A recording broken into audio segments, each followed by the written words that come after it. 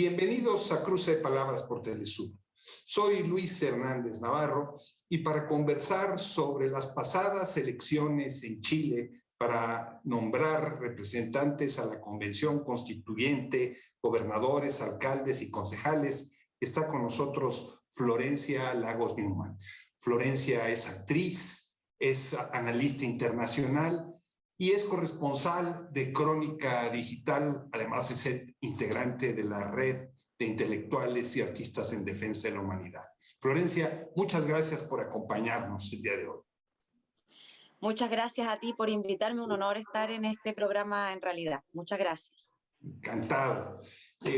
Florencia, interesantísimos los resultados de la pasada contienda electoral. Diera la impresión de que los grandes triunfadores son de entrada los independientes, no las fuerzas políticas constituidas. ¿Cómo explicarnos esta situación? Bueno, es así y este fenómeno ocurre justamente porque yo creo que hay un deseo en las y los chilenos que sobrepasa incluso a la lista del pueblo, que fue una lista que fue creada para agrupar a todos estos independientes que tienen una característica muy particular, que son anti-neoliberales, de manera estructural. Hablan, por ejemplo, hay una abogada constituyente que salió electa que ya habla literalmente de expropiar la banca, los recursos naturales a quienes han robado Chile, así son muy radicales en el sentido como de plantearse, y creo que este fenómeno sobrepasa incluso a la lista del pueblo, que es la lista que no va por partidos, en cuanto al deseo de poder las y los chilenos participar directamente en política. De hecho, muchos cabildos autoconvocados que durante el estallido social ocurrieron, quedaron sepultados por este acuerdo que dio espacio a esta nueva convención constituyente, que no es una asamblea constituyente, no es un poder soberano por los demás poderes, por sobre los demás poderes del Estado. Sin embargo, al entrar esta cantidad de independientes, antineoliberales, más el Pacto Apruebo Dignidad, que es un pacto que aglutinaba partidos políticos de izquierda, la correlación de fuerza quedó pero absolutamente marcada por un bloque antineoliberal que se toma toda la convención constitucional y que también está señalando que van incluso a entrar a cambiar los mecanismos que ofreció el gobierno, que no son los mecanismos que se esperaban para realmente hacer los cambios que se necesitan. Y creo que, respondiendo a tu pregunta así directamente, tiene que ver con eso, con el fondo este deseo impetuoso de que ya las y los chilenos no necesitan que venga alguien a decidir por mí, sino que yo quiero participar, yo quiero estar, y por eso entraron personas realmente del pueblo. Estamos hablando también de un desfondamiento casi absoluto de la derecha.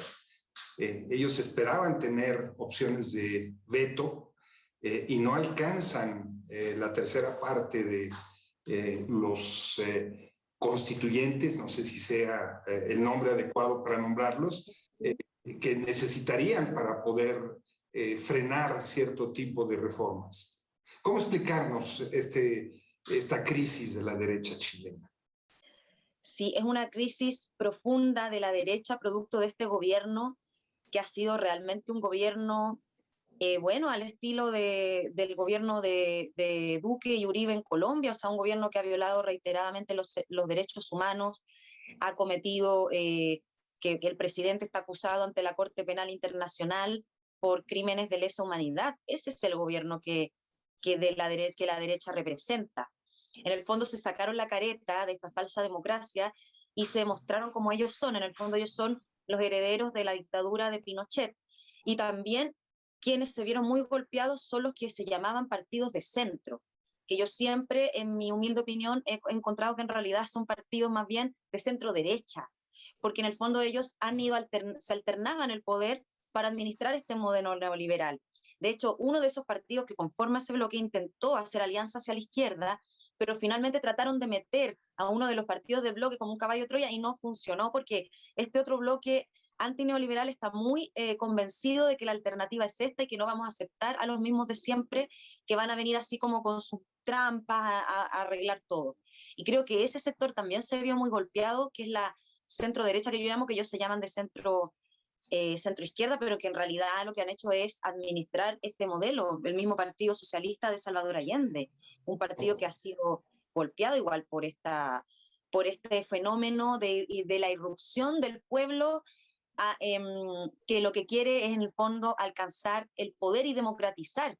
Porque, por ejemplo, hay una cosa muy interesante que plantea la lista del pueblo, que, por ejemplo, ellos no se van a sentar a comenzar a trabajar la Convención Constitucional si no se libera a las y los prisioneros políticos, porque en Chile tenemos prisioneros políticos, por ejemplo, y eso ha obligado al resto también a pronunciarse y también a pronunciarse en ese sentido, porque saben que ellos son la fuerza mayor.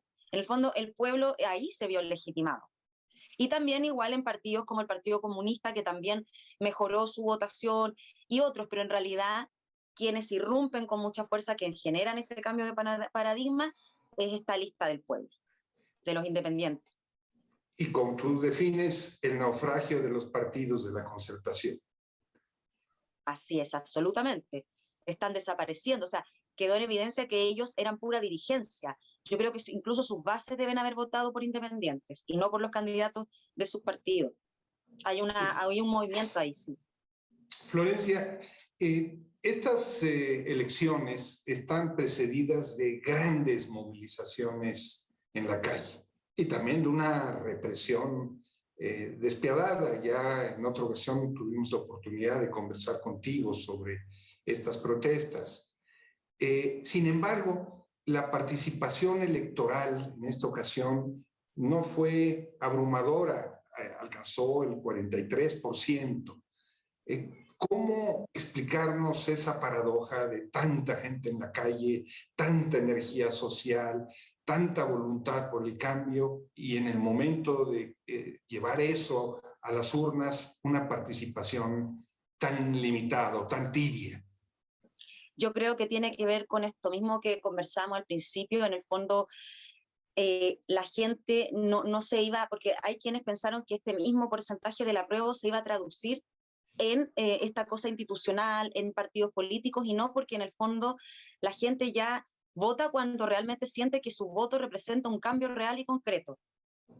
Hay una necesidad de ellos tomar la decisión. Entonces eso, por ejemplo, y también un proceso que en realidad es el proceso que como que no quedó más remedio, porque en realidad firmaron un acuerdo que no era lo que pedía la gente pedía una asamblea constituyente, la gente se organizó en cabildo autoconvocado, la gente quería ellos construir esta nueva Carta Magna, este nuevo estado de cosas en Chile, y se les vetó en el fondo con este acuerdo donde se les establece este mecanismo convención, y por eso esa apatía también con este proceso.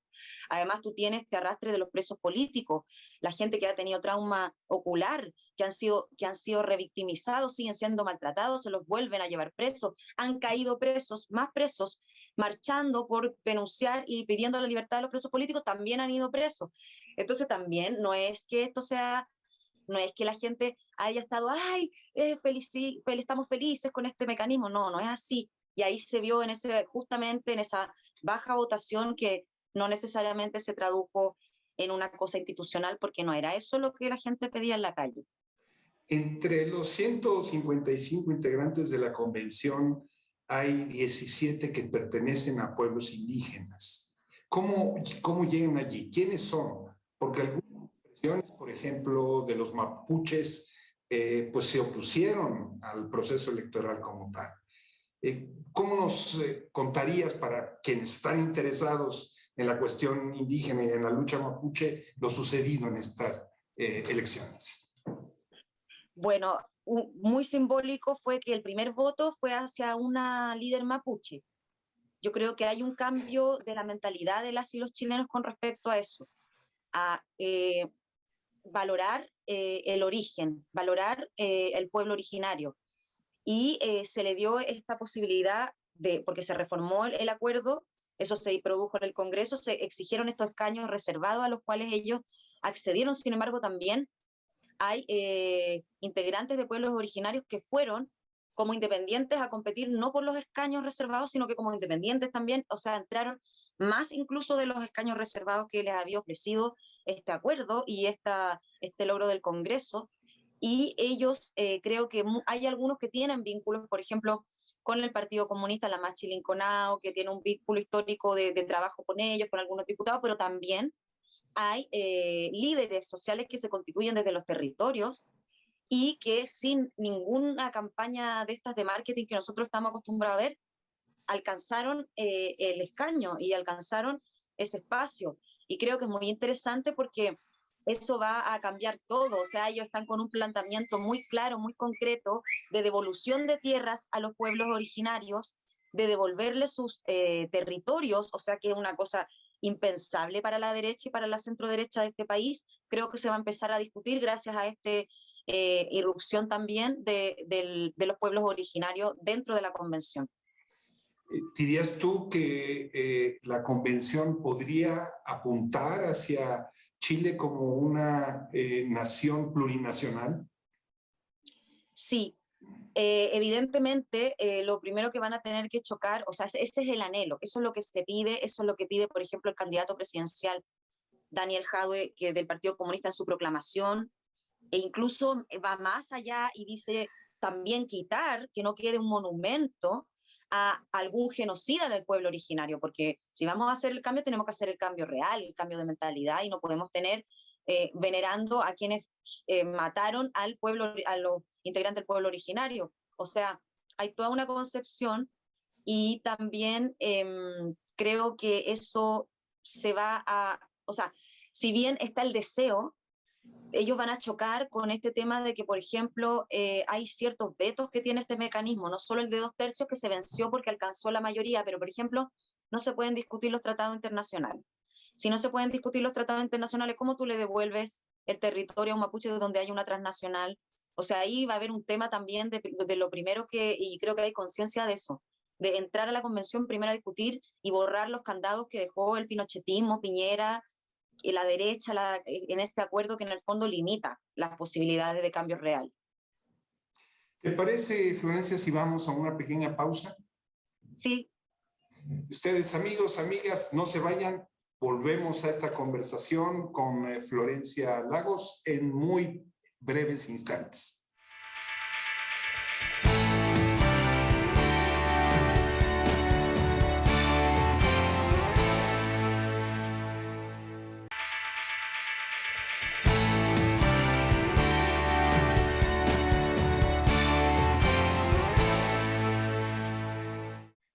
Estamos ya de regreso en este cruce de palabras conversando con Florencia Lagos Newman. Ella es actriz, es corresponsal de Crónica Digital, comunicadora, integrante de la red de intelectuales y artistas en defensa de la humanidad. Florencia, ya nos hiciste un mapa de los resultados para la Convención Constituyente, pero se nombraron también gobernadores, alcaldes, concejales. ¿Qué balance harías tú en este terreno? Porque se insiste, por ejemplo, mucho en lo significativo de algunos triunfos del Partido Comunista. Desde tu perspectiva, ¿qué saldo se puede sacar de la jornada en este otro terreno? Sí, efectivamente constituye también un cambio de paradigma el triunfo de la joven alcaldesa electa por Santiago, Iracy Hasler, economista de la Universidad de Chile, feminista, que era concejala antes y que venía haciendo un trabajo en el territorio muy potente y que eso lo transformó en un proyecto que ella llamó la Alcaldía Constituyente. Creo que en el fondo se vieron triunfadores quienes han ido forjando un trabajo en el tejido social y desde abajo. Creo que eso ha quedado como una gran lección, creo yo, para nosotros, pero también para América Latina, como dejar de pensar que porque que quizá, no sé, como en la cosa como tan artificial de que una campaña me va a salvar o algo así, no. Aquí hubo un trabajo, de que había un trabajo anterior en los territorios, la joven Iracy en Santiago, hay otra alcaldesa comunista también de su edad, en Lo Espejo, concejales electos, el alcalde de Recoleta, que es candidato presidencial, también ganó con un 65% y todo su consejo municipal es del Partido Comunista. O sea, hay como una relegitimar, como reivindicar esta construcción desde los territorios, esta construcción con la gente. una construcción más horizontal, de participación directa de las personas. Estamos hablando entonces definitivamente de un cambio drástico en la correlación de fuerzas en lo que se refieren las representaciones institucionales, salvo la presidencia de la República, pero en todo el otro resto del tejido ha habido un vuelco. Absolutamente. Ha habido un vuelco y un vuelco favorable hacia la izquierda y hacia no tener miedo de plantear y defender los valores y las concepciones que por la historia ha defendido la izquierda sin maquillaje, sino que directo, sin miedo, ahí, radical. O sea, la gente de la lista del pueblo, por ejemplo, son gente así, muy frontal, que yo creo que antes de este resultado, voy a hacer quizá un comentario medio impopular, pero nadie le tenía mucho crédito, la verdad. Nadie creía que esto iba a pasar porque ellos realmente compitieron contra un aparataje que son los partidos políticos, que son unas máquinas electorales que manejan dinero también, y ellos no tenían nada de eso. O sea, fue solamente constituyéndose en territorio, redes sociales, o sea, realmente nadie pensó que una señora como la tía Pikachu, que es una señora que iba a manifestarse a la Plaza de la Dignidad, parvularia,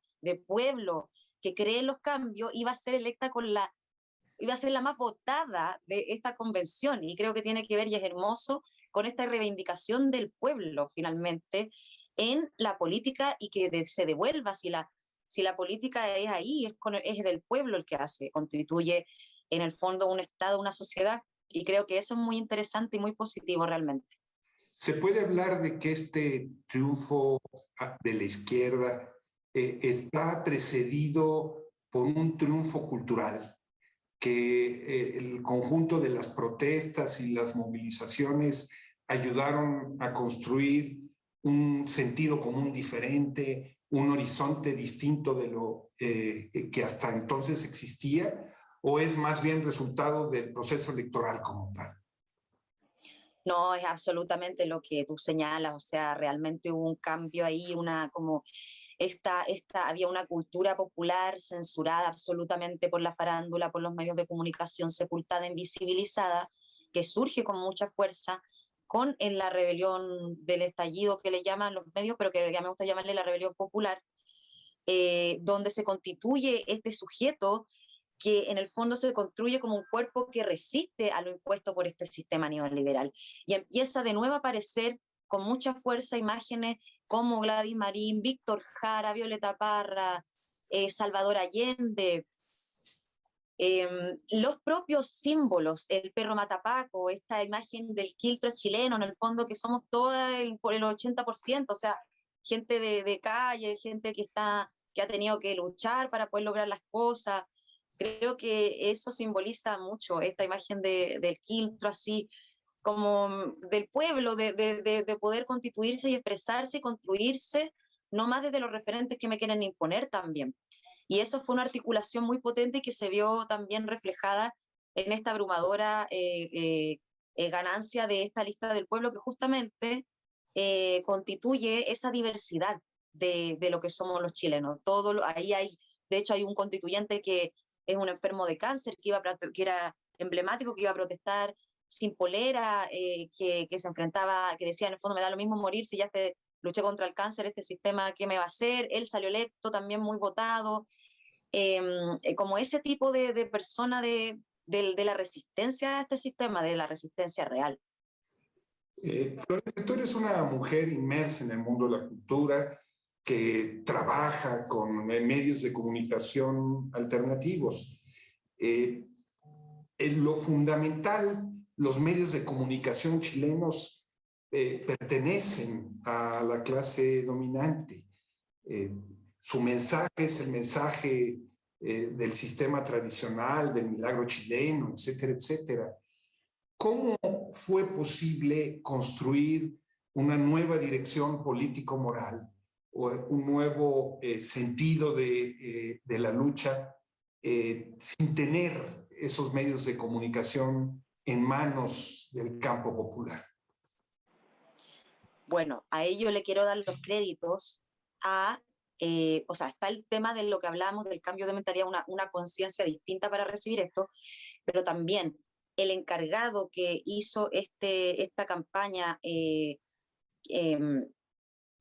redes sociales, esta campaña publicitaria, si tú quieres llamarla de esa forma, realmente hizo un trabajo brillante donde en el fondo pudo romper con lo establecido, pero tratando de apelar también como a romper justamente con la forma de comunicar de los medios, incluso arriesgándose para capturar más atención, arriesgándose a recibir una querella, porque por ejemplo hubo una que era como una parodia, pero aquí estamos en una dictadura total en donde ni las parodias pueden ser, o sea, Piñera llamado por teléfono a canales para censurar parodias de él o cosas así, donde por ejemplo decían, oye, se murió Piñera, así partía la...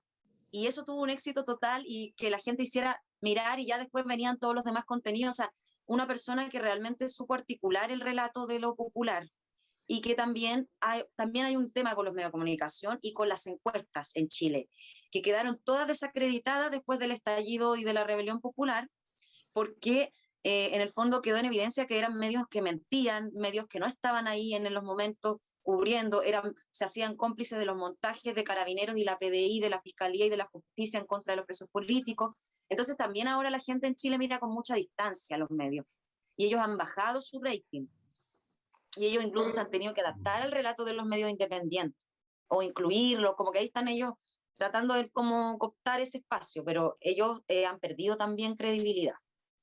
Tú hablabas hace un momento de Víctor Jara, de Violeta Parra, como símbolos que han reemergido al calor de las movilizaciones. Esto lo vimos también en la lucha de calles, ¿no? Donde los músicos, los artistas desempeñaron un papel emblemático.